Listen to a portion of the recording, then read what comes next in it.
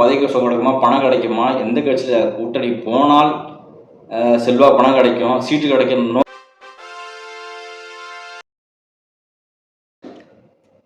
அனைவருக்கும் வணக்கம்.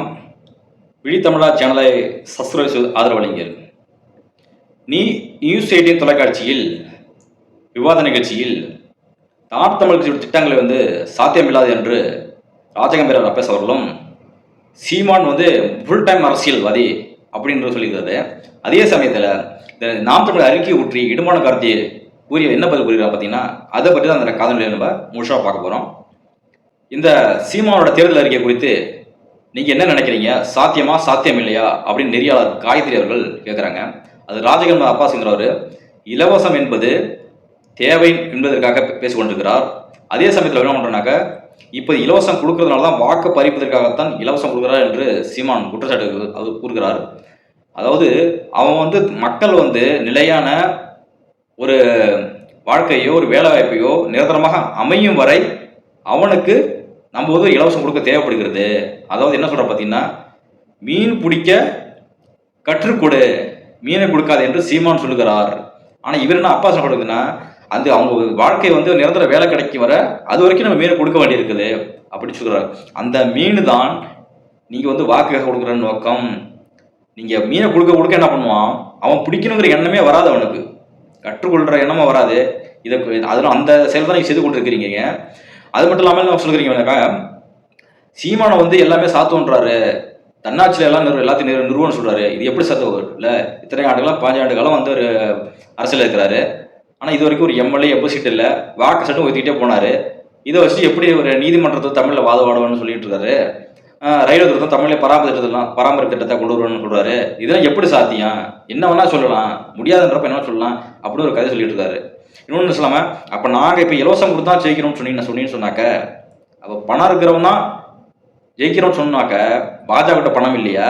அப்போ அதிமுகலாம் இருக்கிறவங்க கட்சியில் நிறைய பேர் தோக்குறாங்களே, அவங்களே யாரும் பணம் இல்லாத தோக்க போகிறாங்களா அப்படின்னு சொல்கிறாரு. அதுக்கு என்ன காரணம் சொல்கிறாங்கன்னா, பணம் இருக்கிறவங்களும் ஜெயிக்க முடியாது, மக்கள் மனசில் தான் ஜெயிக்க முடியும். இப்படி இப்போ இதையே சொல்கிறேன், பாஜக கிடையாது சொல்கிறீங்க, காங்கிரஸ் கிடையாது நீங்கள் சொல்கிறீங்க. தமிழ்நாட்டில் இருக்குது இரு கட்சி, புதிதாக ஒரு கட்சி எந்த கட்சியுமே நீங்கள் பாஜக பூச்சாட்டி காட்டி அது நான் சொல்லிட்டு இருக்கீங்க. அதெல்லாம் அவ்வளோ சீக்கிரம் மக்கள் ஓட்டு போட மாட்டானோ. வடநாட்டில் அவரோட செயல்பாடெல்லாம் தெரியும், முகமாசமாக இருக்கிறதுனால சீக்கிரம் உடைய முடியாது. அதையும் எடுத்துக்கிட்டா சொல்கிறீங்க. நீங்கள் 2 கட்சி பணத்தை முதலையாக வச்சு தானே நீங்கள் வெற்றிப்பட்டு கொடுக்குறீங்க. தேர்தலில் மக்கள்கிட்ட போய் சொல்லி, ஐயா எங்களுக்கு வாக்கு போடுங்க, இதெல்லாம் செஞ்சுருக்கோம் அப்படின்னு சொல்லி வாக்கு கேட்குற உங்களுக்கு தகுதி இருக்குதா? அப்படி நீங்கள் கேட்டு தான் இது வரைக்கும் வெற்றி பெற்றிருக்கீங்களா?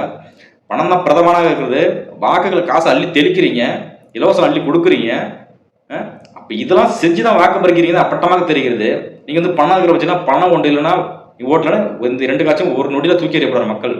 காசை கொடுத்து சத்தியம் பண்ணி ஓட்டு போடுங்க, உங்களுக்கு கடல் தண்டிப்பாரு இன்னும் பயம் கொடுத்துறீங்க. நீங்கள் அந்த மக்கள் அறியாமல் இருக்கிறதுனால ஏழப்பட்ட மக்கள் வாங்கிட்டு ஐயோ கடவுள் கண்ணை குத்துமே அப்படிங்கிற, ஐயோ அந்த அவங்க நேர்மையாக இருக்கிறாங்க, மக்கள் நேர்மையாக இருக்கிறாங்க. காசை வாங்கிட்டாலும் ஐயோ சொன்ன வாக்குறுதி காப்பாற்றணுமே அப்படி செய்கிறாங்க. அவங்க அரசியல் சொன்ன வார்த்தை காப்பாற்ற மாட்டான். ஆட்டோடியம் என்ன பண்ணுவோம், மக்கள் காசை வாங்கிட்டு உண்மையாக சொல்லிட்டு அந்த இடத்துல உங்களுக்கு போட்டு வச்சுட்டு நாட்டை சீரழிக்கிறதுக்கு காரணமே நீங்கள் தான். இந்த ரகமில் இது இன்னொன்று சொல்கிறீங்க, நீதில் படை எப்படி அமைப்பார், நீதில் படை அது எப்படி காவல்படைகளை அரசு படைகளை மத்திய அரசு தானே எப்படி இதற்கு தான் பல தடவை சொல்லிட்டாங்க. தமிழ்நாட்டில் தமிழக காவல்படை இருக்குது, தங்களுடைய தங்களை பாதுகாக்கிறது ஒரு படையை நிறுவப்பட அவங்க மீனவர்களையும் எடுத்து பயிற்சி கொடுத்து அவங்களுடைய படை உருவாக்க அவங்களுடைய பாதுகாப்புன்னு சொல்லிட்டாரு. இதற்கு என்ன மத்திய அரசு வர வேண்டும், தன்னுடைய பாதுகாப்பு படை உறுதி செய்வதற்கு ஒரு படை உருவாக்க சொல்றாரு. அருகில் உள்ள கேரளாவில் நிறைவேற்றலாம் சொல்லிட்டு இருக்காங்க. திரும்ப அவங்க சொல்லிட்டு இருக்கேன்னு சொன்னாக்க எதுவுமே செய்ய மாட்டாரு அப்படிங்கிறத அவங்க சொல்லணும். அதுதான் அவங்களோட நோக்கமே. தலைநகர் சாத்தியமா, கோயம்புத்தூர் தலைநகரங்கிறாரு, கன்னியாகுமரி இருக்கிறாரு, திருச்சிங்கிறாரு, மதுரை, இப்படி சொல்லிக்கிட்டே இருக்கிறாரு. இதெல்லாம் அப்படி சாத்தியமா? அது மட்டும் இல்லாமல் பார்த்தீங்கன்னா, கன்னியாகுமரி மெய்யல் தலைநகரம் உண்டாக எப்படி விடுறாங்க, எப்படி உருவாக்க முடியும்? அங்கே பலதரப்பட்ட மக்கள் இருக்காங்க, அதே சாத்தியம். தாஜ்மஹால்னு ஒன்று இருக்குல்ல, சுற்றுலாத்தலம்னு பார்க்குறீங்களா, அதே மாதிரி ஒவ்வொரு சுற்றுலாத்தலம் இருக்கிறப்ப அந்த இடத்துல அது ஒரு தலைமையாக இருக்க மாட்டோம், ஒரு அடையாளத்தை சொல்கிறாங்க. அது ஏன் உருவாக்க முடியாது? முடியாதுன்னு எப்படி நீங்கள் சொல்கிறீங்கிறான். தன்னாட்சி பற்றி பேசுனீங்க, நீங்களாம் தன்னாட்சி என்ன பேர் பேசுனீங்க? இவங்க சொல்கிறாங்க தன்னாட்சி நாங்கள் சட்ட போட்டார்கள்லாம் எடுத்து நல்லா எல்லாம் கிழிச்சோம், திமுக எல்லாம் பண்ணோம் அப்படின்னு சொல்லிருக்கிறீங்க. தன்னாட்சிங்கிற மாப்போசி அவர்கள் தமிழ் தேசிய சிந்தனை கொண்ட அவரு தான் தன்னாட்சிங்கிற ஒரு இதை அவரு தான் உருவாக்கினாரு, அவரு தான் பேச ஆரம்பிச்சாரு. இது நீங்கள் திமுக ஒன்றும் செய்யலை அப்படிங்கிறத சொல்லியிருக்கிறாங்க. எனக்கு தன்னாட்சியில் இருந்தீங்கன்னா என்ன பண்ணுறாங்க, அதுக்கு இடுமான கருத்து சரியான பதிலை கொடுத்துக்கிறாரு. அதாவது நீங்கள் வந்து எந்த ஒரு ஒரு 18 ஆண்டு ஆட்சியில் மத்திய அமைச்சர்கள் வந்து திமுக இருந்திருக்கு, இது மாதிரி யாருக்கும் இல்லாத வாய்ப்பு கிடைச்சிருக்குது. 2000 அதாவது 16 ஆண்டு காலம் இருந்திருக்கீங்க. 1999லேருந்து 2013 வரைக்கும் 14 ஆண்டு காலமும், 2004 2009 வரைக்கும் 4 14 ஆண்டுகள் இருந்திருக்கீங்க. அது வரைக்கும் என்னத்தை ஏன் சரி ஏன் இது நீங்கள் தன்னாட்சியை கொண்டு வரல அப்படிங்கிற கேள்வி வந்து சிறப்பாக எடுத்துக்கிறாரு. அண்ணா என்ன சொன்னீங்க, வடக்கு வாழ்றது தெற்கு தேய்கிற சொன்னீங்க, அதை நீக்கி என்ன பண்ணி பிறகு என்ன பண்ணீங்க, வடக்கு கொடுக்குறது தெற்கு வாங்கி கொடுக்குறது என்று சொன்னீங்க, முழக்கமிட்டீங்க அப்படின்னு சரியான பதிலடியை வந்து அவரோட ஒவ்வொரு முகத்துறையும் அம்பலப்படுத்துகிறாரு. நீங்கள் வந்து ஏமாற்ற நாங்கள் தான் எல்லாம் செய்தோம் சொல்கிறாங்களே, அதற்கு தான் சுயாட்சி சட்டம் கொண்டு வந்தால் பார்த்துருக்காங்க இல்லையா, ஸ்டாலின் சட்ட போராட்டம் எடுத்துட்டாங்க. என்ன சட்ட போராட்டத்தீங்க, சட்ட போராட்டம் நடத்திய நீங்கள் ஏன் வந்து 300 சட்டத்தை நீக்கலை, மாநில சுயாட்சி சட்டத்தை ஏன் நீக்கலை அப்படின்னு திரும்ப வந்து காத்து கேட்டிருக்காரு. அதாவது மசோதா நிறைவேற்ற காலம் வேண்டும், கல்வி, தமிழ்நாட்டுக்கு இறையாண்மைக்கு எதிரான அரசு இருக்குது, அதனால இந்த 306 சட்டத்தை ஏன் நீக்கலை, இதெல்லாம் வலுத்தி ஏன் செய்யலை அப்படிங்கிற வந்து கேள்வி வந்து இடுமாவன் கார்த்தி அவர்கள் பதில் வச்சிருக்கிறாரு. 1980 வந்து அதிமுக ஆட்சி கலைக்கப்பட்ட போது அதற்கு ஆதரவாக இருந்தது வந்து திமுக. ஏன்னா மத்திய அரசு வந்து ஆட்சியில் இருக்கிறவங்க கலைக்கும்போது இது சுயாட்சி தானே, அப்போ கலைக்கிறப்ப ஆதரவாக இருந்தது என்று திமுக தான் ஆதரவாக இருந்தது சொல்லிட்டு, காங்கிரஸ் ஆதரவாக இருந்தது சொல்லிட்டு இடுமாவன் கார்த்தி கூறுகிறார். அது மட்டும் இல்லாமல் இந்த சுயாட்சி குழுங்கிறது வந்து 1960 வந்து ராஜமன்னார் குழுங்கிறது வந்து கலைஞர் அவர் தான் அந்த வந்து குழு உருவாக்கினார். சுயாட்சிங்கிறது போடணும்னு குழுவை உருவாக்கினார். அந்த குழுவை வந்து மாப்போசி பிரதமர் அன்னைக்கு தான் அந்த குழுவை வந்து அறிவித்தார். ஆனால் அது கிட்டப்பிலே கிடக்கு, அதுக்காக மேற்கொள்ள அதுக்காக எடுத்த முயற்சி என்ன கேள்வி எடுக்கிறாங்க. அதே இதில் சிபிஐ அருமணன் பண்ணுறாங்க, என்ன பண்ணாங்க, முன்னெல்லாம் பாஜக வந்து பாசிசம் சொன்னீங்க, ஓராண்டுக்கு முன்னாடி சொன்னீங்க, இப்போ என்ன பாசிஸ்ட் இல்லைன்னு சொல்கிறீங்க, அப்போ உங்கள் நிலைப்பாடில் மாற்றம், யாரோட பி டீம், நீங்கள் தான் பி டீமு. ராகுல் காந்தி சொல்கிறாரு, இது மாதிரி சொல்லியிருக்காரு. இடுமான காந்தி இந்த குற்றச்சாட்டு நான் சொல்லலை, ராகுல் காந்தி காங்கிரஸை வந்து கேரளாவில் சொல்லியிருக்கிறாரு, பிஜேபியோட இணக்கமாக இருக்கிறது, யாருக்கு தான் பி டீம் அவர் சொல்லுகிறாரு, அது உதாரணம் சொல்லுகிறார். ஆக யாரோட பி டீமு, இப்போ யாரோட பி டீம், இப்போ பிஜேபியோட பி டீம் யார், சிபிஎம் தான் பி டீமுங்கிறத வந்து அம்பலப்படுத்திருக்கிறாரு. ஏன்னா எந்த நடவடிக்கை எடுக்க மாட்டாங்க, ஒரு குற்றச்சாட்டு எந்த நடவடிக்கை எடுக்க மாட்டாங்கிறத வந்து அம்பலப்படுத்திருக்கிறாரு. என்டிகே உடனே வந்து பிஜேபி என்டிகே வந்து பி டீம் சொன்னீங்கன்னாக்கா எந்த வகையில் நாங்கள் பி டீமு, பாஜக போன்றது எந்த திட்டம் வச்சு நாங்கள் ஆதரித்திருக்கோமா, ஒன்றி விடவில்லை. மீத்தேனா ஈத்தேனா மலையை உடைக்கிறதுக்குள்ள போயிட்டு பறந்து விமான நிலையாக்கமா சாகரமலை எந்த திட்டம் வந்தாலுமே சரி, அது வந்து தமிழ்நாட்டு மண்ணுக்கு ஆபத்தாக இருக்கிறது சொல்லி எதிர்க்கிற ஒரே கட்சி நாம் தமிழ் கட்சி தான் என்பதை வந்து புட்டு வைத்திருக்கிறார்.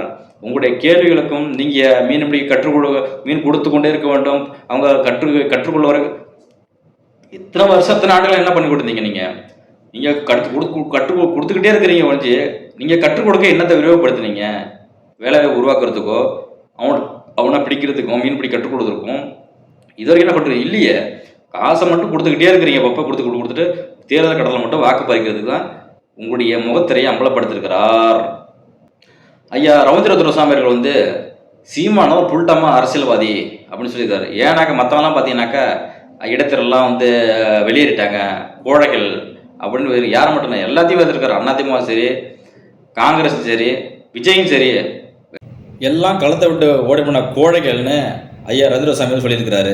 ஃபுல் டைம் அரசியல்வாதியா சொல்கிறீங்க, மற்றவங்களாம் பார்ட் டைம் அரசியல்வாதி ஏன் சொல்கிறீங்க நிறைய கேள்விக்கு வந்து ஐயா ரவீந்திர துரைசாமி அவர்கள் என்ன சொல்றீங்க பார்த்தீங்கன்னாக்கா, டிடி தினகரன் என்ன பண்ணீங்க, டிடி தினகரன் நாங்குநேரி, வேலூர், விக்கிரவாண்டி இந்த இதெல்லாம் எதுவும் போட்டியிடவில்லை.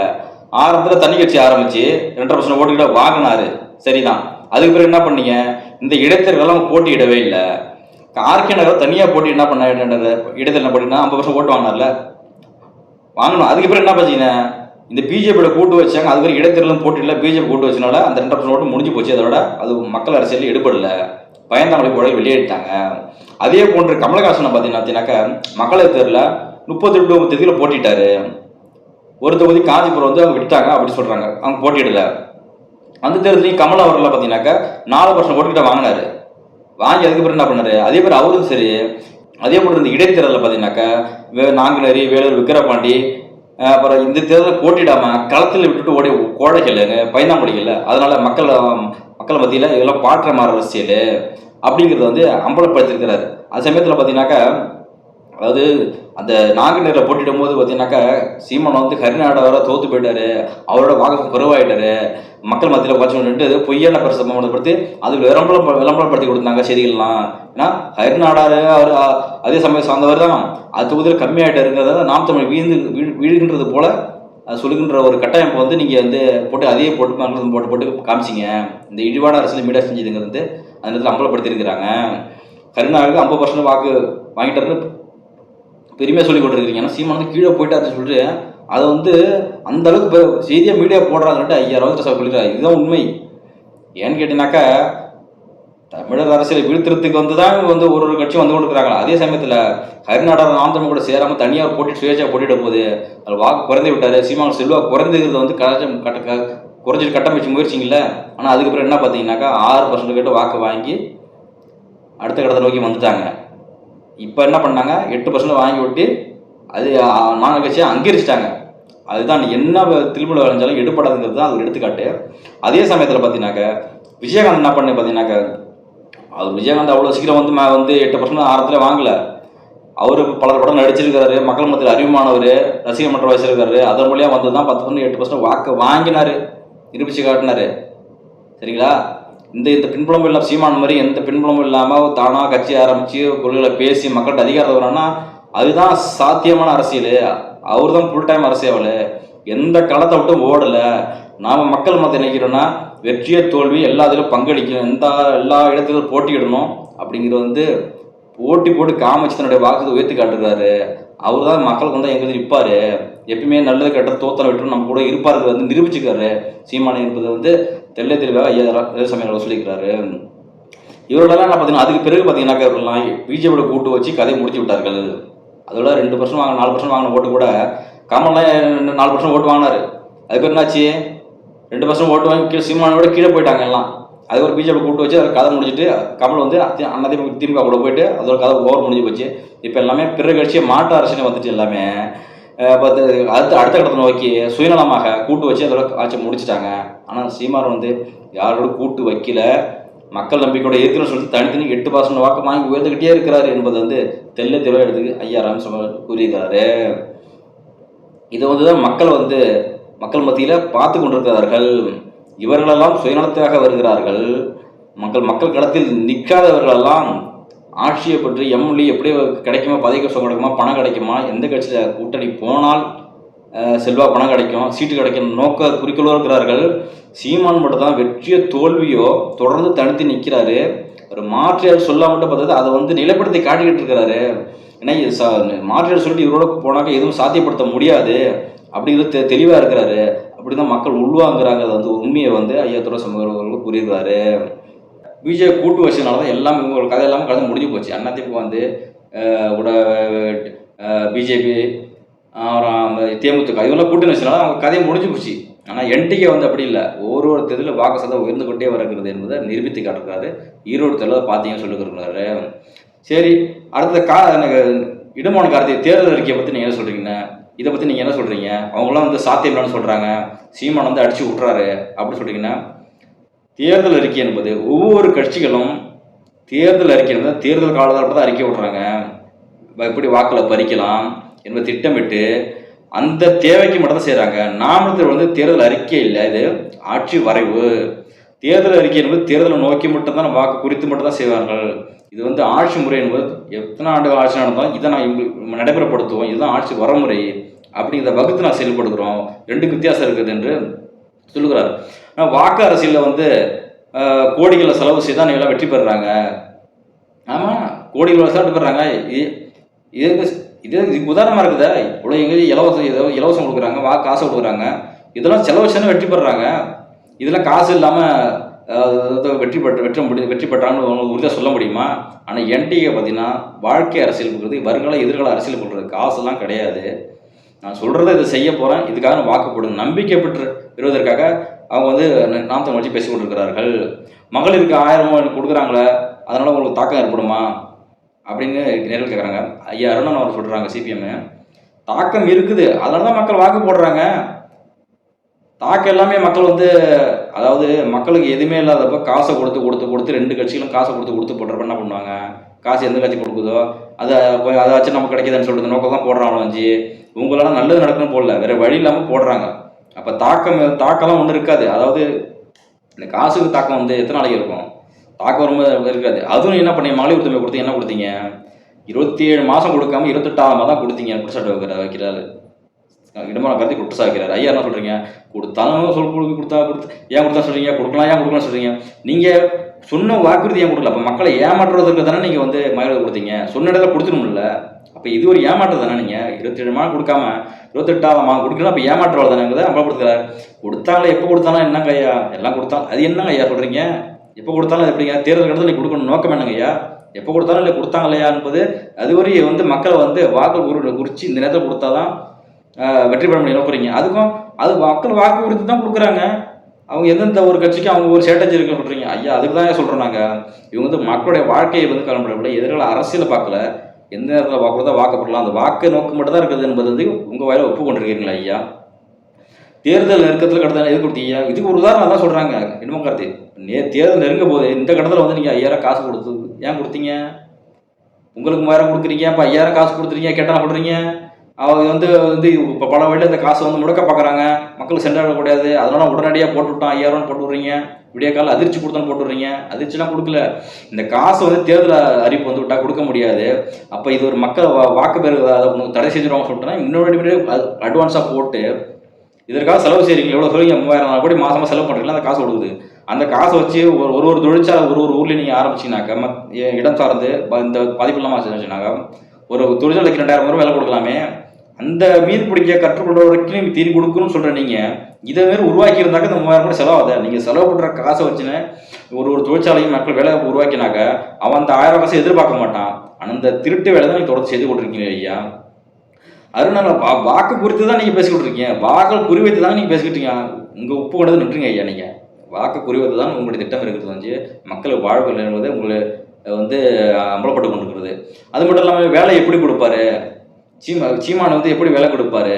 எத்தனை கோடி மக்கள் இருக்கிறாங்க? 2.5 கோடி மக்கள் இருக்கிறாங்க. திடீர்னு சாத்தியமா அவ்வளோ பேருக்கு வேலை கொடுக்கணும்? இதெல்லாம் எப்படி? அதனால தான் தற்காலிக தேவை வந்து இலவசம் இருக்குது. திரும்ப அதில் ஐயா எதிர்கால தற்கால தேவைன்றது இலவசங்கிறது நீங்கள் காசை கொடுத்துட்டு என்ன பண்ணுறீங்கனாக்கா தற்காலிக சொல்ல கொடுத்தீங்கன்னாக்கா தேர்தல் காலத்தில் மாதம் 1000 கொடுத்தீங்கன்னா 2000 ஒரு கட்சி 2000 இருப்பாங்க, 2500 இருப்பாங்க. இப்படி 3 கட்சியும் அதிமுக, திமுக, டிவிக்கு இந்த 3 பேரும் நீங்கள் சொல்கிறதுனால தான் மக்கள் இதை வாக்கு குறித்து பார்க்குறாங்க. நீங்கள் வாக்கு குறித்து வெற்றி பெற தான் செய்கிறீங்க. இதனால தான் தற்காலிக தேவையில்லை. நீங்கள் வாக்கு பெருக்கு தற்காலிகமாக கொடுக்குறீங்க. நிரந்தர இதை பார்த்து கொடுக்கல. ஆனால் ஒரு சில ஒப்புக்கொள்ள இருக்கிறீங்கன்னா சீமான் சொல்வது நிரந்தர வேலைங்கிறது சாத்தியம்தான், தேவைதான். கண்டிப்பாக ஒரு கல்வியோ மருத்துவம் கண்டிப்பாக தேவைதான். அதை வச்சு ஒப்புக்கொண்டிக்கல, தேவைதான். நான் தற்போது அவங்களுக்கு வந்து தற்போது தேவைக்கு வந்து அவங்களுக்கு இலவசம் கொடுத்து கொண்டிருக்கிறோம். நிரந்தர வேலையை கிடைக்கும் வரை செய்வோம்னு சொல்லிருக்கிறீங்க ஐயா. இதுவே மாற்று வேலை தான், ஏமாற்றுதாங்க ஐயா. தற்காலிக சொல்லிட்டு நீ கொடுத்துட்டே இருந்தாங்கனாக்கா நிரந்தரத்தை நோக்கி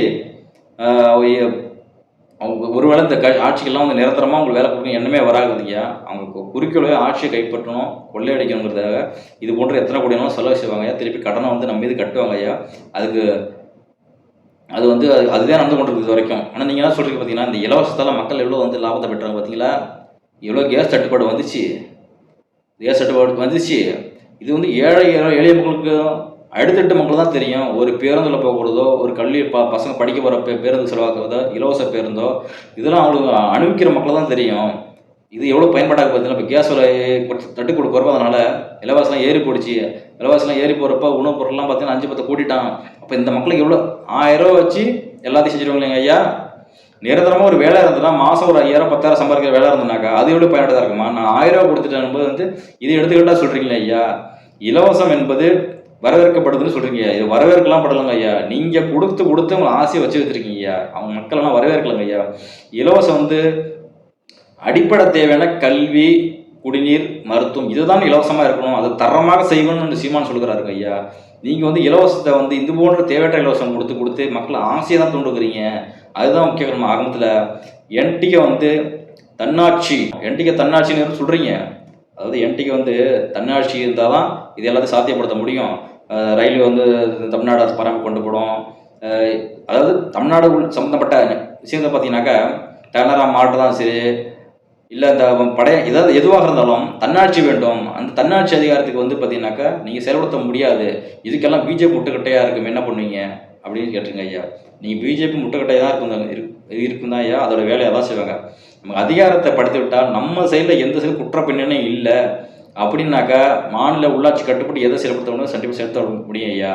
இப்போது இருக்க ஆட்சியாளர்கள்லாம் ஏன் அவங்களுக்கு வந்து எல்லாத்துக்கும் முடிஞ்சு போட்டுருக்காங்க தெரியுமா கேட்டிங்கனாக்கா, எல்லார் பேர்லையும் ஊழல் லிஸ்ட் கொள்ளை லிஸ்ட் இருக்குது, எல்லாம் ஃபைல் கையில் வச்சுருக்காங்க ஐயா. அதனால் அவங்க சொல்கிற வழிக்கு குனிஞ்சு கும்பிட்டு போடணுங்க ஐயா. இல்லைன்னு வச்சுக்கோங்க ஐயா, தூக்கி உள்ளே வச்சுருவாங்க ஐயா. அதாங்க ஐயா. ஆக மொத்தம் இந்த நாம் தமிழர் அறிக்கையில் சாத்தியமில்லை சாத்தியமில்லை சொல்கிற திமுக அவர்களை சார்ந்த ஊடக பத்திரிகையாளர்கள் நான் தான் முன்பே கனவோட சொன்னேன். சாத்தியமாக இருந்தாலுமே இது சாத்தியமாக தான் சொல்லணும். அதுதான் அவரோட வேலை. இவர்களுக்கு தமிழர் ஆட்சி தமிழர் சார்ந்த அரசியல் வரக்கூடாது என்பதில் ஊடக இறக்கப்பட்ட எல்லா பத்திரிகையாளருமே காசுக்கு வேலை செய்யக்கூடிய நேர்மையாக ஒருபோதும் இல்லை. கோடீஸ்வரன் அவர்களை பார்த்தீங்கன்னா ஓரளவு நேர்மையாக பேசுகிறார். அந்த ஒரு பத்திரிகை நேர்மையாக இருக்கிற பத்திரிகையாளர் தான் நம்ம வந்து ஒரு சில பேராச்சும் நல்லவராக இருக்கிறாங்களே அப்படின்றது நம்ம வந்து சந்தோஷப்பட வேண்டிய சூழ்நிலை இருக்கிறது. ஆக மொத்தம் இந்த காணொலியில் இவையெல்லாம் எதிர்ப்பு தெரிவித்தவர்களுக்கும், அது மட்டும் இல்லாமல் சாத்தியப்படுத்த முடியாது அப்படின்னு சொல்கிறீங்கன்னாக்கா, ஒருவருக்கும் ஒரு குறிப்பிட்ட காலம் தேவை. ஒன்றும் ஒரு படிப்படியாக நிறுவனத்தினோம்னா இத்தனை ஆண்டு காலம் அழித்து நாட்டை அழுத்தி சீரழித்து கொடுத்து அதுக்கான முயற்சி எடுத்துக்கொண்டே இருப்பாங்க. இப்போ மழையை பாதுகாக்கணும்னா மழையை பாதுகாக்க முயற்சி எடுத்துக்கிட்டே இருப்பாங்க. நீர்வளத்தை காப்போம்னா அதுக்கு அணை கட்டுவாங்க, தூர் வருவாங்க, அது மேற்கொண்டே இருப்பாங்க. அது திட்டம் முடிவதற்கு நாளாகலாம். ஆனால் ஒவ்வொரு திட்டங்களுக்கும் அது காலம் தொடங்கி ஆரம்பித்துட்டார்களோ அதுவே ஒரு மாற்று போச்சு தான். நீங்கள் அடுத்த நாடுகள் அடுத்தது வந்து மீட்டெடுக்கணும் அவ்வளோ ஈஸி இல்லை. அதற்கான அந்த அரசியல் தான் எடுப்பேன்னு சொல்கிற உறுதி எடுக்கிறவர்கள் வந்து நீங்கள் சாத்தியமில்லை நீங்கள் புறந்தல்னாலும் எதிர்காலத்தில் வந்து இதுதான் தேவை என்பதை உணர்வார்கள் மக்கள். தண்ணீர் தட்டுப்படலைனாக்க மனுஷன் ஒரு நாள் உயிர் வாழ முடியாது. இப்போ காசு பணத்தில் ஒன்றும் பண்ண முடியாதுன்ற சூழ்நிலைக்கு வரும்போது அதுக்கு தான் நீங்கள் தற்போது புதிய வித்தியாக என்ன பண்ணுறாங்க நாம் தமிழ்ச்சியில் இது வரைக்கும் ஒவ்வொரு ஆட்சியாளர்கள் வந்தும் வாய் வழியாக முடைப்பட்டு பேசி கொண்டிருந்தார்கள். இப்போ என்ன பண்ணுறாங்க, காணொலி வழியாக ஒவ்வொரு நாட்டிலும் எப்படி நடைபெறுகிறது செயல்படுத்துகிறது என்பது வந்து படம் வரியாக போட்டு எதை செய்ய போகிறோம் எப்படி செய்ய போகிறாங்க விழாவரை போட்டு மக்கள் விழிப்புணர்வு எடுத்த போகிறாங்க. மாற்றம் விரைவில் வரும் என்பதை இந்த காணொலியாக தெரிவித்துக் கொள்கிறோம். இந்த காணொலியின் உங்களுடைய கருத்துக்களையும் கமெண்ட் வழியும் பதிவிடுங்கள். நன்றி, வணக்கம்.